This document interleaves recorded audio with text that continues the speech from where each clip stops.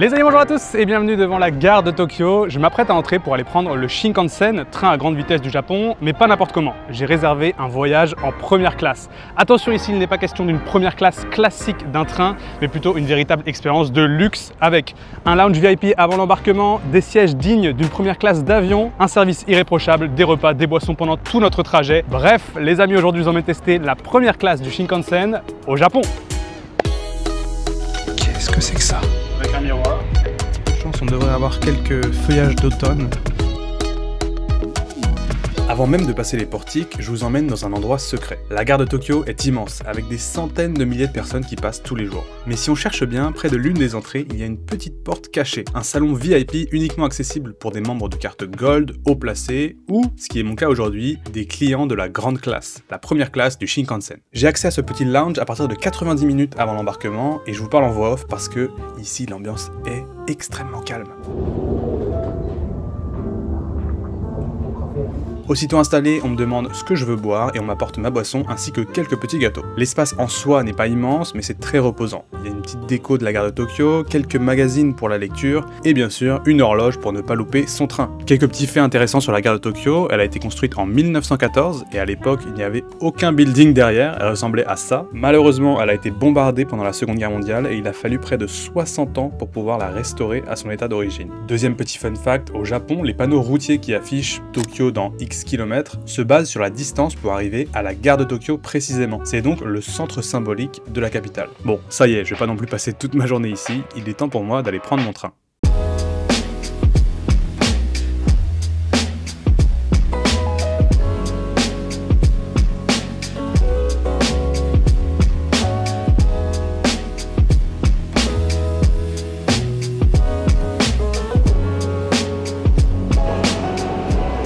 Mesdames et messieurs, me voilà arrivé sur le quai et le train que je vais prendre aujourd'hui, c'est le Hayabusa de 12h20, départ de la gare de Tokyo et on part jusqu'à Hokkaido, tout au nord du Japon. Je vais faire le trajet en Shinkansen le plus long du pays. Donc on va avoir de quoi expérimenter cette première classe. Le train devrait partir d'ici une dizaine de minutes, donc là je vais pas tarder à monter à bord. J'ai très hâte. C'est la première fois que je teste la grande classe comme ils l'appellent. Je monte et on voit un petit peu à quoi ressemble le siège.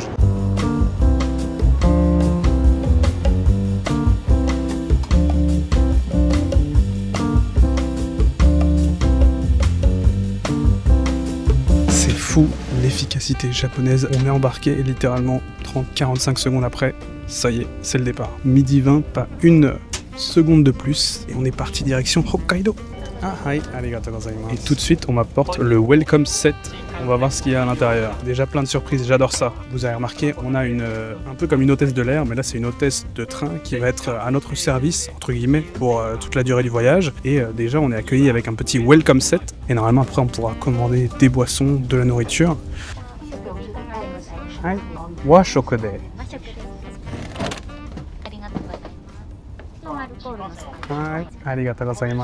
Comme je vous disais tout à l'heure, on est parti à 12h20, ce qui est peut-être la raison pour laquelle ils nous ont directement apporté le déjeuner. Alors attention, c'est pas un gros repas, c'est ce qui s'appelle un keishoku, donc un repas léger. J'ai reçu un menu dans lequel je pouvais choisir entre un menu japonais ou un menu occidental. J'ai quand même choisi le menu japonais pour leur faire honneur, et avec ça ils m'ont proposé plein de boissons. Et j'ai été vachement surpris de savoir qu'ils proposaient du champagne sans alcool. Et ça c'est bien. Alors c'est pas du champagne, c'est du pétillant, mais c'est quand même sans alcool et c'est marqué en français. Duc de Montagne, classique, sans alcool. Donc je me suis versé un petit verre et écoutez, pour cette expérience un petit peu luxe, à la vôtre. Waouh, c'est délicieux. Les amis, itadakimasu. Qu'est-ce que c'est que ça? Tofu, j'ai l'impression. Du pâté, ça a l'air très japonais quand même, hein, les petits plats qu'on a là. Je sais pas si ça va être exquis, mais ça va me servir de repas, hein. J'ai été médisant de fou, c'est délicieux. Une espèce de boulette de tofu frit hyper bien assaisonnée. Petite tomate confite. Wow, c'est petit mais puissant, ça déborde de goût ces petites bouchées là. Bien sûr, ce plat est compris dans le billet, mais je vous ai pas encore parlé du prix, on y viendra tout à l'heure. Là sur le côté, j'ai un espèce de petit pâté. Putain mais c'est bon. Je m'attendais à rien du tout quand j'ai vu la tête du plat. C'est vraiment bon. Tout est servi froid, mais c'est fait pour être servi froid. C'est comme des espèces de petites terrines. Par contre, j'ai vraiment l'impression de jouer à la dinette. Il faut rien renverser, tout est miniature. Je me sens même la petite table miniature, le plateau miniature. mini bouteilles. On finit par le petit dessert, un espèce de petit gâteau avec 4 couches. C'est intéressant. C'est en fait du beurre au milieu, entrecoupé de tranches de fruits confits. Franchement, c'est pas mauvais. Attends, j'ai des moules avec ça. Il y a des moules avec. Les combinaisons sont improbables.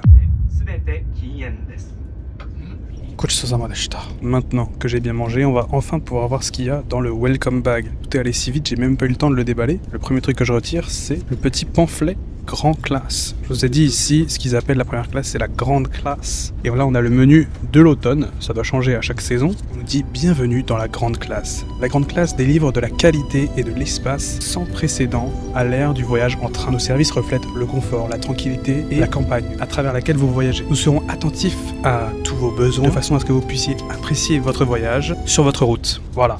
Et quand on ouvre à l'intérieur, on a le fameux menu dont je vous parlais. À droite, on a les petits snacks et sur le côté, on a les boissons qui sont à volonté. Pendant les 4 heures de voyage, il y a des boissons alcoolisées, des thés et du non-alcool, sans alcool. Un petit snack, des pommes de Aomori et enfin, une bouteille d'eau. Grand classe, encore une fois. Petit morceau de pomme, très bon. 823 km, c'est le trajet le plus long en Shinkansen de tout le Japon, qui va prendre à peu près 4 heures. On va de Tokyo jusqu'à Hakodate, au nord du pays. Et vous allez me dire, attends, Hokkaido, c'est sur une île, Malo. Comment est-ce qu'on y va en train? Très bonne question. Il se trouve qu'il y a un tunnel, l'un des plus grands tunnels sous la mer du monde. Vous verrez ça tout à l'heure. Et en plus de ça, on est sur le train le plus rapide du Japon qui va à 320 km/h. Alors c'est pas sa vitesse maximum, mais c'est la vitesse maximum autorisée en circulation. D'ailleurs, quand on parle des Shinkansen, vous avez tous en tête cette image du train avec un long bec. Et il faut savoir qu'en fait, il fait 15 mètres de long. Et la raison pour laquelle il a cette forme, c'est pas pour aller plus vite, c'est pour faire moins de bruit quand il traverse les tunnels. Parce que il y a une époque où en fait les trains étaient tout plats et quand ils traversaient les tunnels à extrêmement haute vitesse, ça comprimait l'air et ça faisait un gros choc et ça pouvait faire énormément de bruit et donc ça dérangeait les habitants aux alentours. Et ils ont inventé cette technique d'avoir le bec tout fin pour pouvoir venir percer l'air à travers les tunnels et maintenant ça fait plus de bruit. Mais voilà, ça c'était un petit peu pour vous parler du trajet qu'on allait faire aujourd'hui. Et maintenant je vais vous parler de cette première classe, la fameuse grande classe.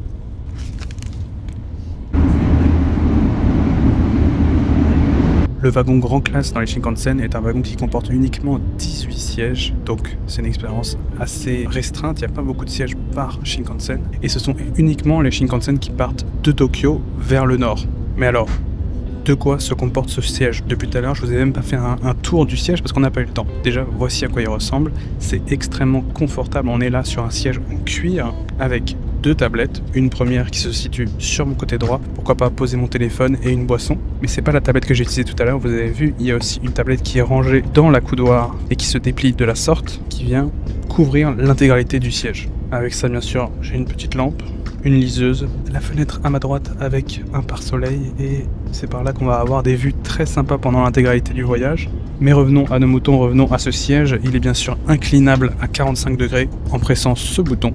Mais on peut aussi régler chaque partie du siège. Je peux remonter uniquement mes jambes, mon torse, ma tête. Et j'ai également un bouton pour appeler l'hôtesse de train. En plus de ça, je les ai vus avant d'entrer dans le train. Ils sont venus nettoyer l'intégralité du wagon, remplacer les protèges repose-tête. On est sur un siège nickel. En plus de ça, au-dessus de ma tête, j'ai un compartiment un petit peu comme dans les avions pour ranger ces valises. Sur le côté, j'ai récupéré des pantoufles, donc j'ai pu me déchausser et me mettre à l'aise. Et ça fait du bien. C'est vrai que même dans les avions, j'aime bien en général enlever mes chaussures parce que c'est quand même mieux de se mettre en chaussettes. Sur le côté, j'ai un petit crochet où j'ai pu attacher mon manteau. Écoutez, voilà, je pense que j'ai fait un petit peu le tour. Qui dit Shinkansen dit tunnel, forcément, le train va vite, donc il passe à travers les montagnes. Le seul truc qui diffère d'un siège dans un avion, c'est que je n'ai pas de télé en face de moi, donc impossible de regarder des films, sauf si j'utilise bien sûr mon téléphone. D'ailleurs, en parlant de téléphone, il y a la Wi-Fi à bord, gratuite. On a mangé, on a fait le tour du siège, maintenant je propose qu'on aille faire un tour de la cabine et qu'on aille voir les toilettes. À quoi ça ressemble?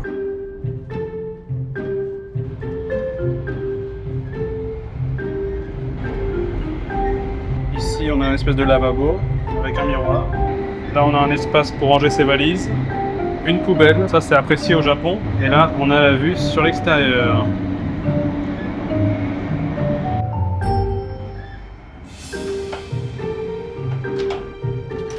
Bon, pour ce qui est des toilettes, on est sur les toilettes classiques japonaises Toto, avec le petit bidet, les petits boutons pour se laver les fesses.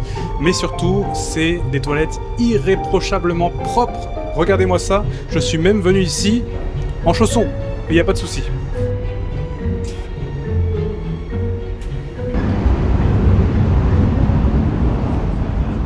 Il est temps de tester les fameuses boissons à volonté. Je vais appeler l'hôtesse et on va voir ce que je peux commander. Aka wine to pound cake. Et ça y est, en à peine 2 minutes, j'ai été servi. J'ai commandé un petit gâteau pour le dessert et je me suis laissé tenter par un vin rouge. Attention, on nous dit grand classe, red wine, muscat, Bailey. C'est un vin qui vient d'où ça? Nihon wine, ce serait un vin japonais? Écoutez, j'ai jamais testé. Déjà, le vin rouge, il était réfrigéré. Ça, c'est un problème au Japon. À chaque fois, le vin rouge, il est froid. On sait pas pourquoi. Et voici le petit gâteau que j'ai commandé avec. C'est un pound cake. On dirait un espèce de 4 quarts avec quelques fruits à l'intérieur. Ça devrait être pas mal. Mais avant ça, goûtons le fameux vin rouge japonais. Il sent pas mauvais, mais il est vraiment léger. Oh, c'est pas du vin, ça. C'est du jus de raisin. J'ai jamais goûté un vin qui avait si peu le goût de vin. Il a vraiment le goût de jus de raisin, coupé à l'eau, avec un petit peu d'alcool. Dommage. Voyons voir le petit gâteau. Effectivement, c'est un petit peu gras comme un 4 quarts. C'est même un mélange entre un 4 quarts et un pain d'épices. Franchement, c'est pas mauvais. Mais tu sens que ça peut rester dans le tiroir 1 an ou 2. Ça périme pas. On arrive à Sendai. Donc on a fait presque la moitié du chemin. C'était mon petit goûter, on a fait un petit peu le tour de tout ce qu'il y avait à voir à première vue dans cette classe. Maintenant, ce que je vais tester, c'est véritablement, est-ce qu'on peut faire la sieste? Est-ce qu'on peut se reposer? Moi, l'avantage, c'est que j'ai 4 heures de trajet, donc je vais me poser quelques temps. Et puis, je vous retrouve tout à l'heure.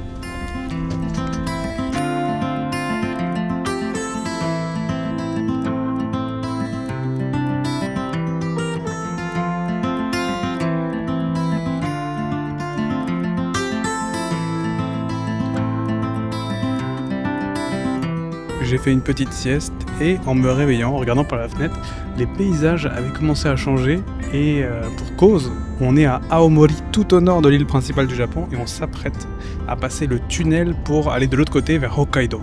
On vient de rentrer dans un tunnel et ce tunnel, mesdames et messieurs, ce n'est pas n'importe quel tunnel, c'est le fameux Seikan tunnel qui rejoint l'île principale Honshu à Hokkaido. Il a été construit dans les années 80-90 il me semble, et il est utilisé par le Shinkansen depuis 2016. Il fait 54 km de long et il est à 240 mètres sous la surface. Le conducteur vient de nous informer qu'on va mettre 22 minutes à traverser ces 54 km. Et encore une information intéressante, est-ce que vous saviez que quand on est dans un avion, quand on est dans les airs, la cabine est pressurisée pour que la pression atmosphérique dans la cabine soit plus adaptée à nos oreilles pour pas que ça nous fasse mal par rapport à la pression extérieure? Et ben, dans ce train, quand il passe le Seikan Tunnel, la cabine est également pressurisée. Encore un point commun avec un avion. Moi, il n'y a qu'une autre fois où j'ai pris un tunnel sous la mer, c'était pour aller en Angleterre. Quand j'étais petit, j'avais pris le train une fois pour aller. Et à l'époque, je me souviens, je pensais qu'on allait pouvoir voir les poissons à travers la vitre. Et malheureusement, non. Quand on y réfléchit, un tunnel, c'est pas dans l'eau, mais c'est sous l'eau. Donc même s'il y avait des vitres, en fait, on verrait pas les poissons.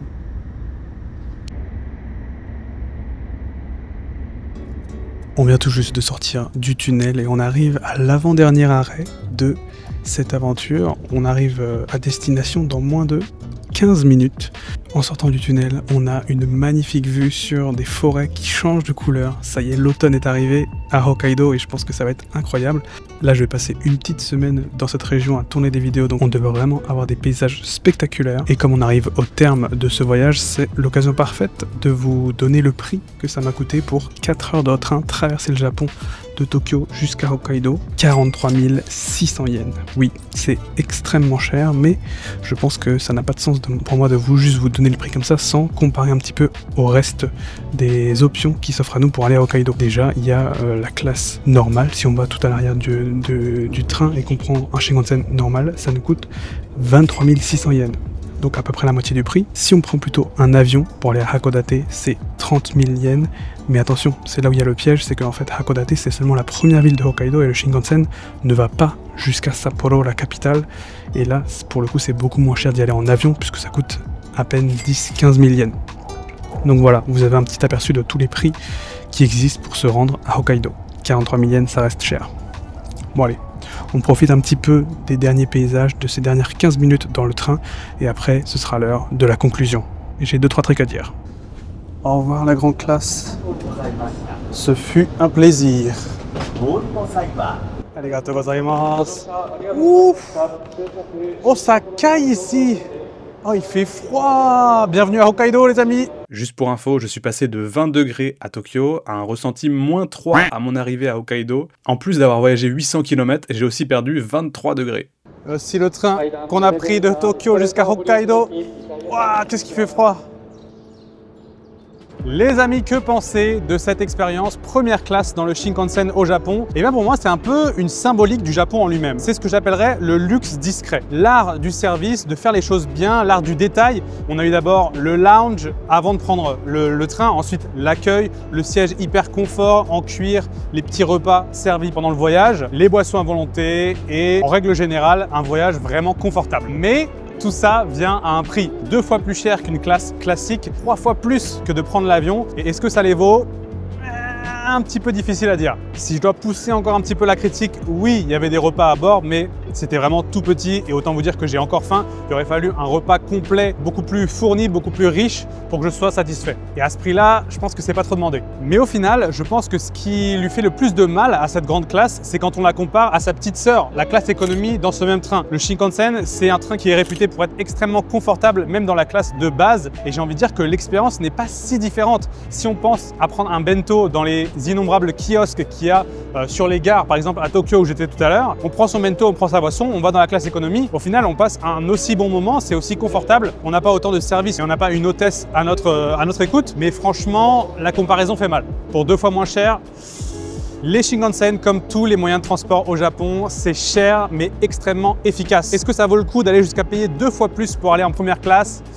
Franchement, je ne sais pas. Pour l'expérience, peut-être. Moi, je l'ai fait pour cette vidéo, mais autant vous dire que s'il n'y avait pas de vidéo, j'aurais jamais payé ce prix-là pour faire cette traversée.